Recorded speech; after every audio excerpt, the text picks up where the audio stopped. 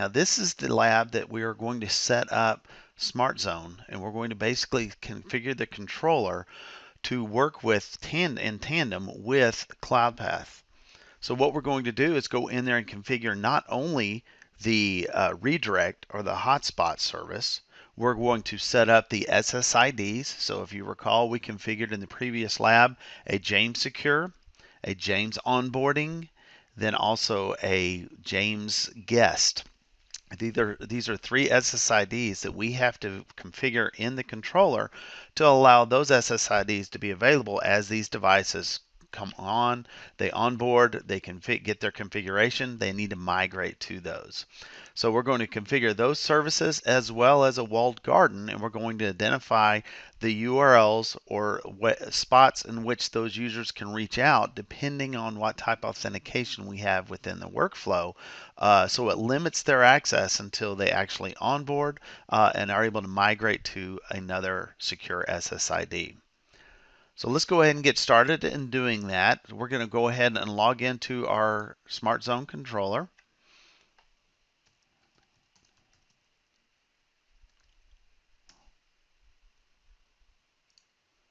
Put in the password.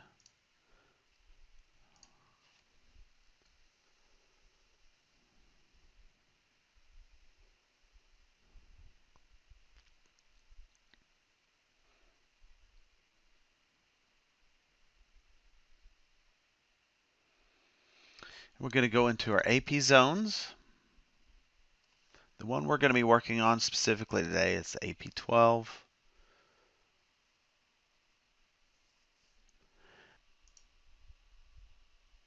Now we're going to create our AAA authentication servers. So we're going to go into create new here, and we're going to name it. The first one we're going to do is Cloudpath Authentication.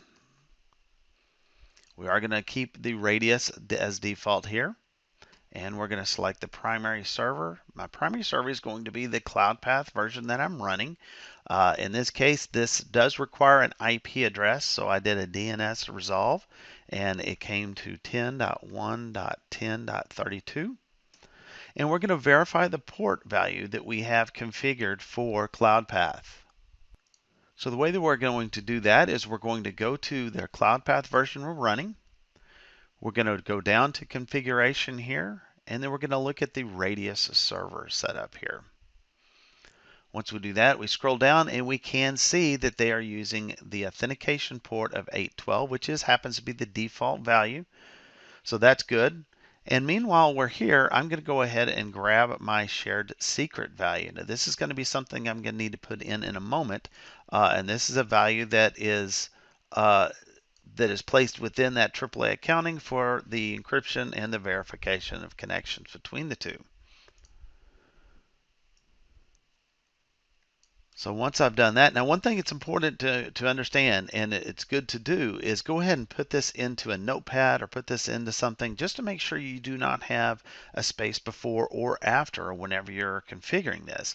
If you have that in there, you are going to have problems. So it's good to just make sure you've got just the secret and the secret alone for you to have connectivity or to not have any issues with connectivity. So once we've done that, I'm going to come back here, verify that 812 is the port, and I'm going to click on shared secret, and I'm going to place that shared secret that I just copied in there. Not getting a warning, so I think I'm good there. So I'm going to push OK. And I have my authentication set up, AAA. I am going to create another one. I'm going to go ahead and create new here, and I'm going to just show you that we can set up Cloudpath, and this is accounting.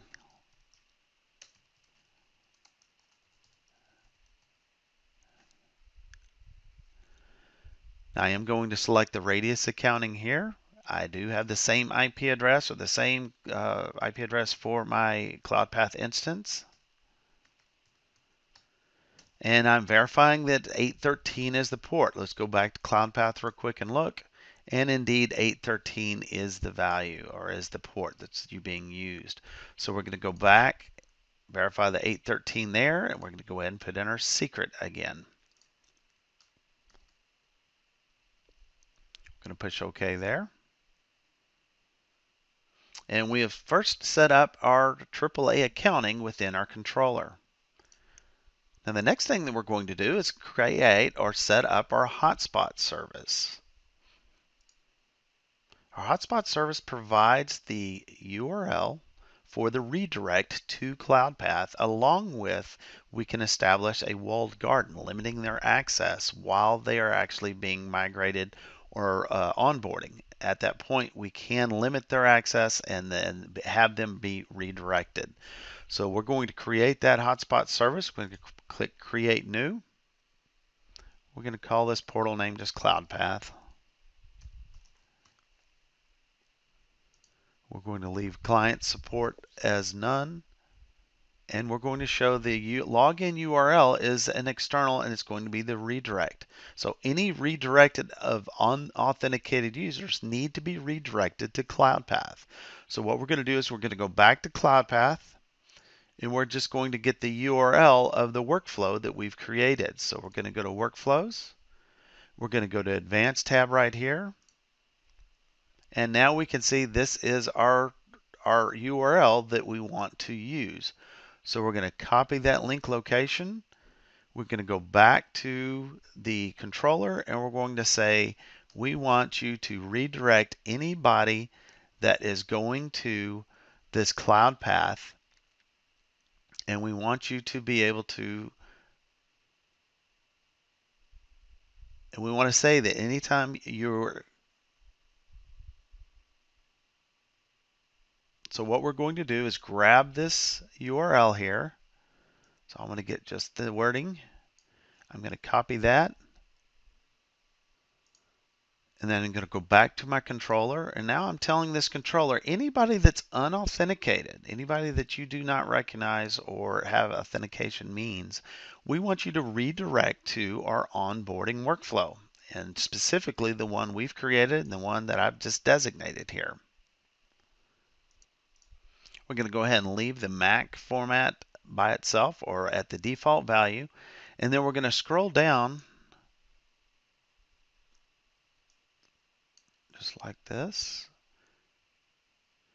And we're going to see now we have a walled garden that we need to configure. All right, so we're going to click on the walled garden section. And again, this is just where we're going to limit their access that they can actually connect to while they are an unauthenticated user within this onboard or on the onboarding SSID we're going to be creating in a moment.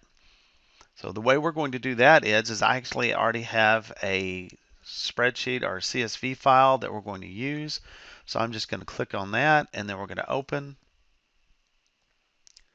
It says it successfully received all of those, and these are just all the URLs. Now these are this is pretty vast, but this is just simply for our lab environment, and we just put in all the URLs that we need.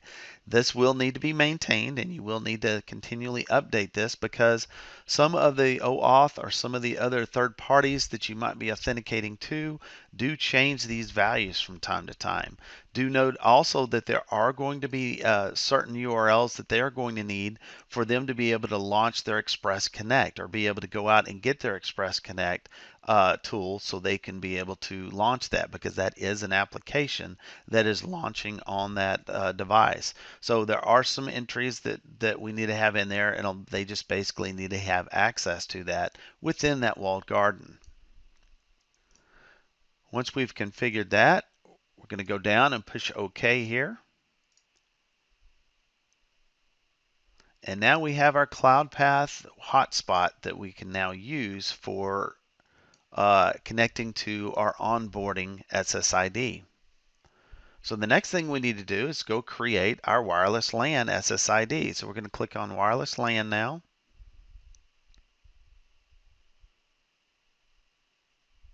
And we're going to create those. So we're going to go create new. And the first one I want to create is our onboarding or our open one, right? This is the one that people are going to connect to. We're going to associate the walled garden to it. So as a result, all users will be redirected if they're unauthenticated to our Cloudpath onboarding workflow. So we're going to call this one just my onboarding wireless LAN.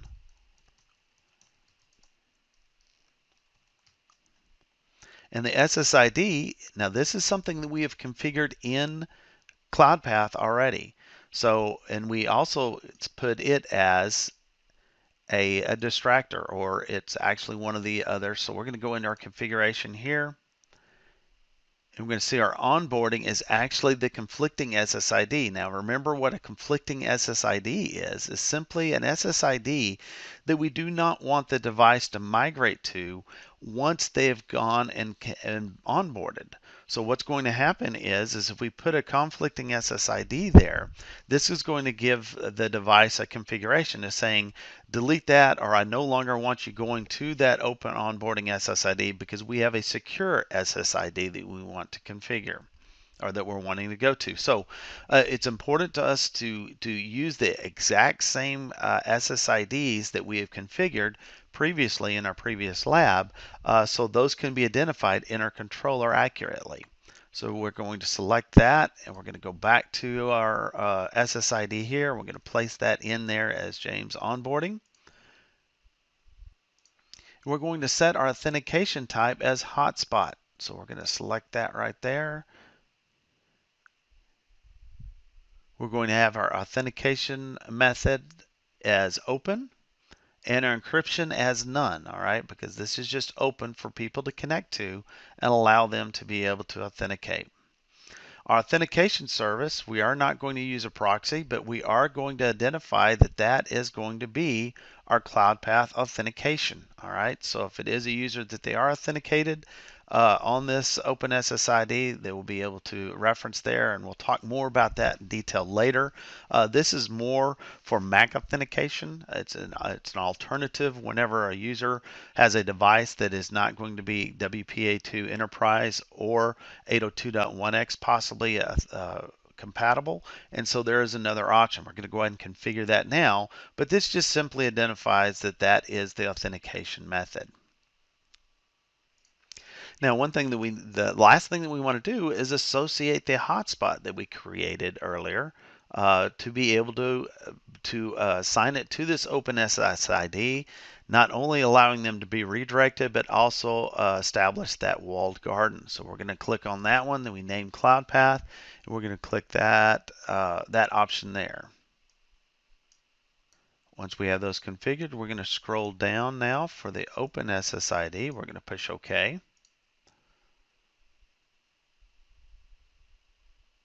So we have our onboarding wireless LAN. Now we need to create our next one, which is going to be the James Secure, basically the SSID that we have set up for our corporate BYOD devices to connect to after they've onboarded. We're going to call this one Secure Corporate.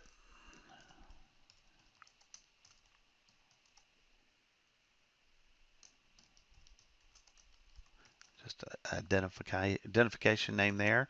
Our SSID was actually James Secure. Let's go back and verify that. So we're going to go back to our device configuration here, and we can see that the network to install we have set up as James Secure. So we're going to copy that, go back to our controller. Our SSID is going to be James Secure there. Now we want users connecting to this to be authenticated. So what we're going to use is the 802.1x EAP here as my authentication method. WPA2 is going to be used in AES as well. Our authentication service is going to be our Cloudpath AAA server, as we mentioned earlier. We do not want to use the controller as a proxy at this point. We're going to select that, and we're going to go down to our Cloudpath Auth, which is the AAA authentication service that we set up earlier. Once we've done that, we can push OK.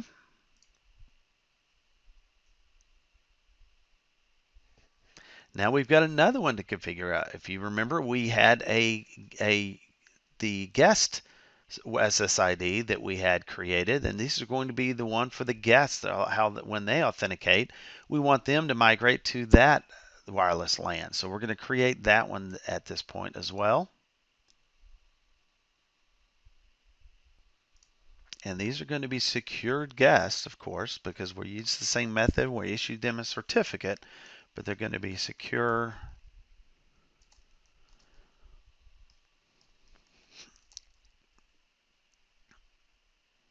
oh, excuse me, secure guests.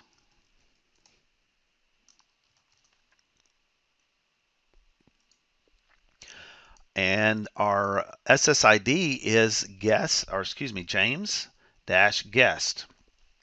Let's go verify that just to make sure. Let's go back to Cloudpath. We're going to go see our guest users. This is the device configuration for our guest user devices. And we notice that, yes, indeed, the network for them to install and for them to migrate to is the James guest, as we see there. So I've configured that correctly here. So that way they're going to migrate to that once they onboard. And we're going to set that up the same way. We want them to authenticate using the 802.1x EAP. WPA2 is going to be the method, and AES. How do we want to authenticate those users? What service are we going to use? The authentication server is going to be, again, the same Cloudpath authentication as we see for the corporate. The biggest difference is each one of those are going to be on a different SSID, and they are going to have different certificates that are going to be authenticated. The guests are going to have a unique certificate for theirs that is designated as a guest certificate, and the corporate users are going to have their own. So we're going to scroll down and push OK for this.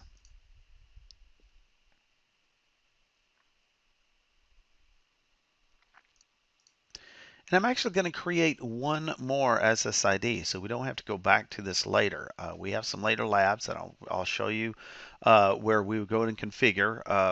I would actually not do it in that lab. I'm going to show you here where we've gone and configured that SSID.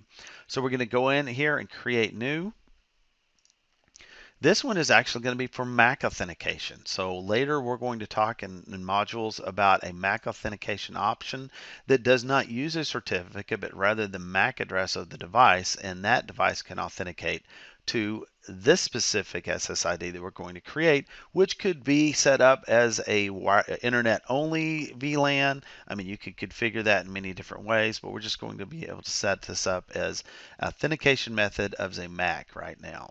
So in this, we're going to name this as the pre-registered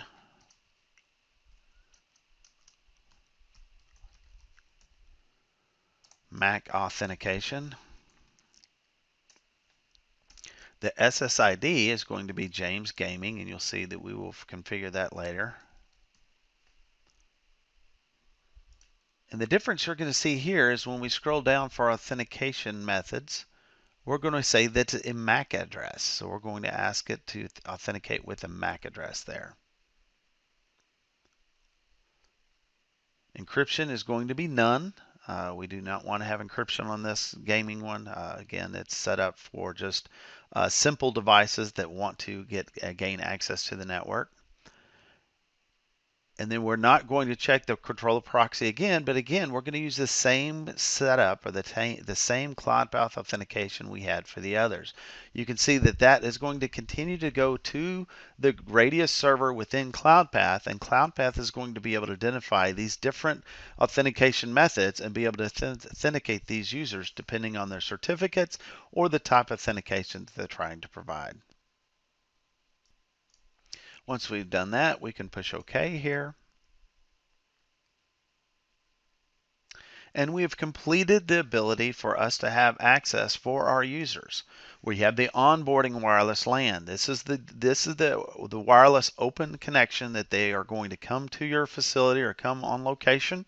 They're going to connect to this, and because they are unauthenticated, they're going to be redirected. Remember, we added the Hotspot service to it. So not only are they going to be limited, but they're going to be redirected to our onboarding portal of Cloudpath. Once that happens, then these devices will either go through the flow, the branch of corporate secure, where they will ask for, they'll have authentication credentials entered, and they will receive their certificate, and they'll migrate to this SSID. Or they would be a guest that would come in, authenticate with a voucher, as you saw we had set up earlier, and then they would be able to migrate to this wireless LAN, and as a result be authenticated using their certificate that they have acquired as well. This one, like I said, for later is going to be specific for Mac authentication or devices that do not support WPA2 Enterprise. And so this way, these devices could actually connect to an open SSID. They would be able to authenticate those devices and allow access to the network, but be limited or isolated to their own wireless LAN that we see here. So this is the completion of Lab 6B. This shows you how to configure SmartZone to accompany or to accommodate Cloudpath and work together with Cloudpath to redirect users or authenticate users onto the network.